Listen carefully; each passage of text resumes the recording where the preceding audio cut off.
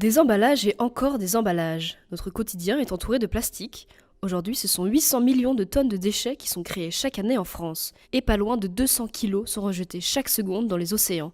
De quoi les transformer en une véritable déchetterie flottante.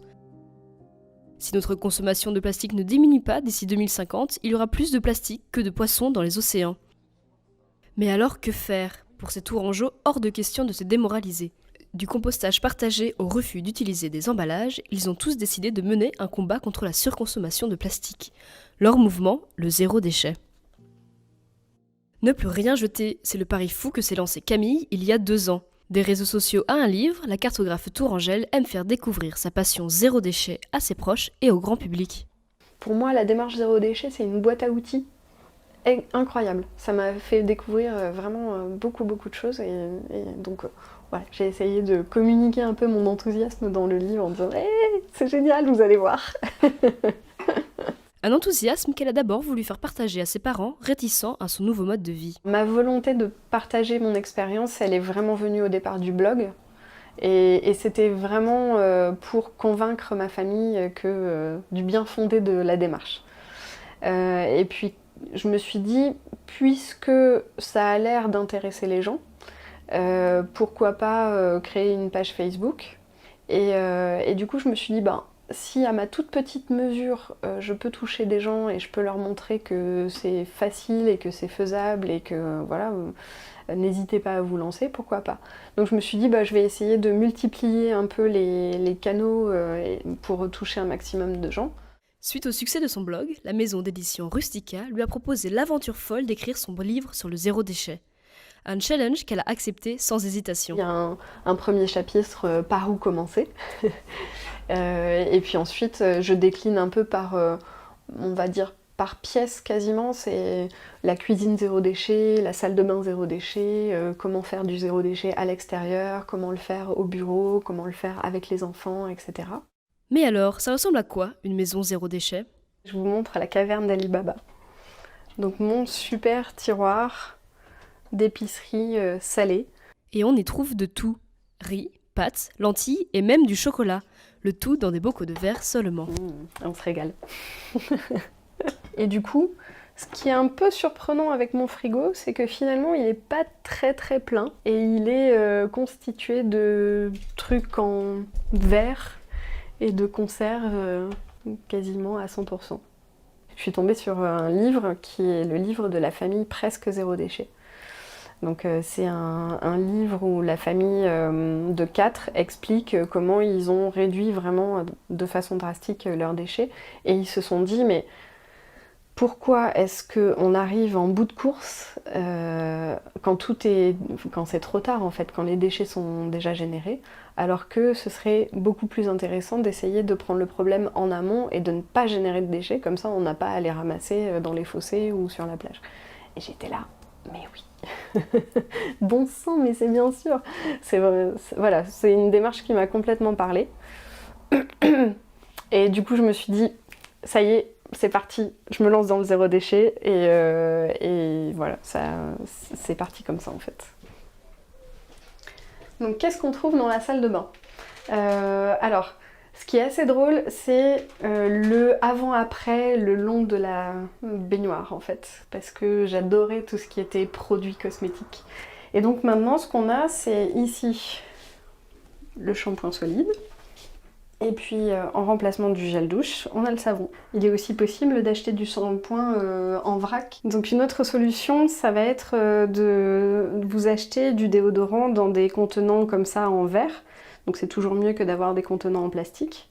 Et puis en plus, ceux-là, ils sont produits en France. Dans la salle de bain, en zéro déchet, il y a vraiment un incontournable, c'est les lingettes démaquillantes. Brosse à dents en bambou et pot en verre, rien ne se jette dans la salle de bain de Camille. Et pour ses produits ménagers, c'est le même combat. Là, vous avez à peu près tout ce qui me sert pour faire mon ménage. Ma lessive, ma poudre à lave-vaisselle, mon liquide vaisselle. Et pour trouver tout son bonheur zéro déchet, rendez-vous place de la Victoire à Tours, à l'épicerie sur la Branche. Ici, zéro déchet bio et local sont les mots d'ordre. Anne Gwenolé, la jeune patronne de la boutique, nous en explique le principe. Le principe, c'est que les clients ramènent leurs contenants, on les pèse à la caisse, Ils se servent ensuite dans les silos ou dans les bacs et ils ne payent que le contenu. Il n'y a pas de coût marketing, emballage, plastique, carton, tout ça. Ils viennent avec leur contenant ou ils prennent un contenant à la boutique et ils ne payent que le contenu, que le produit. Ici, on trouve de tout. Condiments, pain, légumes de saison et cosmétiques. Mais ce n'est pas toujours facile de réunir zéro déchet, local et bio. Anne Guenolé doit donc parfois faire des concessions. C'est extrêmement compliqué d'avoir à la fois du local, du zéro déchet et du bio. Parce que souvent les producteurs, ils sont soit l'un mais pas l'autre, soit l'autre mais pas l'un. Enfin, on se tire un peu les cheveux et sur certains produits, il faut faire des concessions. Majoritairement, ce sera toujours sans emballage. D'abord bio et local, et si ça ne peut pas l'être, ce sera local. Les enjeux du mode de vie zéro déchet, c'est aussi faire vivre la vie de quartier. Pour Anne Guenolé, le premier geste écologique à avoir, c'est de consommer local. En venant ici, c'est aussi un soutien à l'économie locale, parce que moi je travaille avec des producteurs locaux. Mais en plus de ça, l'objectif c'est de faire vivre le quartier.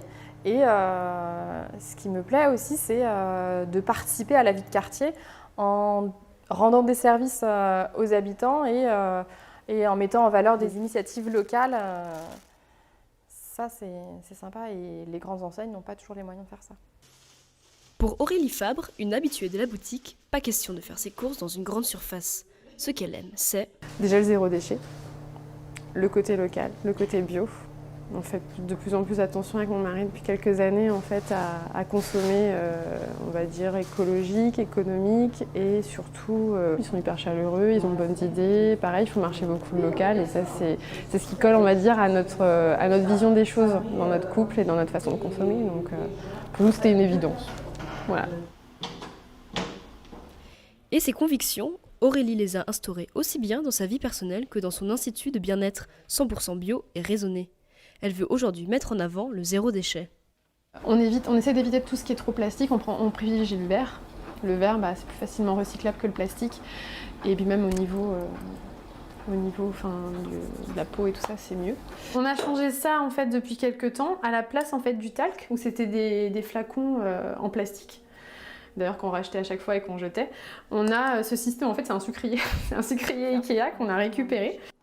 Avant, on avait du papier d'examen, c'est le papier qu'on met en fait sur les transats. Maintenant, on utilise des serviettes. Là, on a notre housse en fait de protection normale qu'on laisse, par exemple, on la change ça une ou deux fois par semaine. Et par contre, tous les jours, on va changer entre chaque client. Au niveau des massages, ça va être ça en fait, c'est des grandes serviettes, au lieu que ce soit du papier. On fait beaucoup de prévention en fait, nous régulièrement, encore tout à l'heure ce midi avec une de mes employées qui me demandait d'ailleurs des conseils. Mais ça c'est régulier et nous ça nous tient à cœur. Donc nous on le fait aussi chez nous et on aimerait vraiment bien que ce soit bien instauré ici. Maintenant on est 6, des fois ça peut être compliqué. Il faut juste que ça soit répété, rabâché, mais en temps normal, il y a quand même pas mal de petites choses qui ont été prises en compte depuis ces dernières années. En moyenne, un tiers du contenu de nos poubelles sont des déchets verts. Sébastien Moreau, président de l'association Zéro Déchet Touraine, a donc voulu mettre l'accent sur le compostage partagé. Et voilà comment est née l'idée du Compost-tout, un composteur innovant placé en bas d'immeubles, d'établissements spécialisés ou d'écoles. Les habitants du quartier peuvent y déposer leurs épluchures de légumes, coquilles d'œufs ou encore marcs de café. Alors très tôt, dès la création de l'association, nous nous sommes positionnés sur le compostage partagé parce que l'Indre-et-Loire présente assez peu de structures porteuses de cette problématique-là et il nous a semblé que c'était important que nous nous positionnons sur ce créneau. Là on est devant le compost-tout RCVL 01, c'est le tout premier de la série, un compost-tout qui a été financé avec l'aide de la région Centre. Alors oui, c'était toujours une grande fierté de pouvoir se dire qu'une idée devient concrète, se matérialise dans la rue et se fait approprier, en fait, est appropriée par des citoyens. Ça a été le premier modèle. Depuis, on a fait un petit peu mieux, puisque ce modèle nous a aidé à comprendre comment le bois travaille. Ça nous a aidé à comprendre comment les utilisateurs peuvent utiliser l'objet. Donc, suite à ce premier modèle, on en a fait d'autres. On en est aujourd'hui, je crois, à la version 10. Et c'est dans ce grand entrepôt d'entraide ouvrière que sont construits les compost-tout, les composteurs Made in Touraine. Des premières aux dernières planches, tout est fait dans le département. Le zéro déchet est pourvoyeur d'emplois et notamment d'emplois locaux, d'emplois non délocalisables. Lorsque nous nous sommes lancés dans l'aventure Compostou, une de nos réflexions c'était comment faire en sorte de créer des emplois locaux non délocalisables. La question de la production des composteurs s'est tout de suite imposée à nous. On ne voyait pas trop la pertinence de déployer massivement sur le territoire des composteurs autrichiens ou chinois, alors qu'on a tout ce qu'il faut en Touraine pour en fabriquer. Donc c'est vrai que ça a été une belle rencontre avec l'association de réinsertion professionnelle Entraide ouvrière, qui aujourd'hui s'appelle Entraide et Solidarité. Et quand on leur a présenté notre projet Le Compostou, eh bien, tout de suite ils ont été sensibles parce que ça donnait une plus-value à leur métier. Ça donnait finalement un travail qui n'était plus seulement dans la déconstruction d'objets, mais plutôt dans la construction d'objets. Donc là, nous avons un composteur qui est fini et donc prêt à livrer. Donc c'est un composteur que l'on fabrique et livre en kit. Donc il y a plusieurs parties qui restent à assembler par le client. Ça, c'est la partie qui est dessus, avec le couvercle qui vient comme ça. Donc ça, c'est à plat. Les personnes viennent, soulève et met ses déchets dans le trou. C'est au bas d'un immeuble collectif à Sonzay que Sébastien va monter le 9e Compostou. C'est la première fois qu'il monte un compostou en dehors de la métropole. Malheureusement, seulement une habitante s'est mobilisée pour aider à la construction. Mais Sébastien n'en perd pas pour autant sa motivation. Nous avons eu l'aide d'une habitante qui est venue nous aider sur le chantier participatif. Et pour nous, c'est déjà un motif de satisfaction. Pour moi, qu'importe le nombre de personnes qui descendent et qui viennent nous aider la première fois qu'on vient, ce qui compte, c'est qu'il y a des personnes qui soient prêtes à s'engager. Parce qu'en fait, l'être humain est mimétique. L'être humain, plutôt que de lire des grands textes ou d'écouter de grands discours, l'être humain, il observe. Il observe ses congénères et il a une tendance à se conformer aux normes sociales. 1h30, de nombreuses vis et planches plus tard, le compostou est monté et prêt à être utilisé.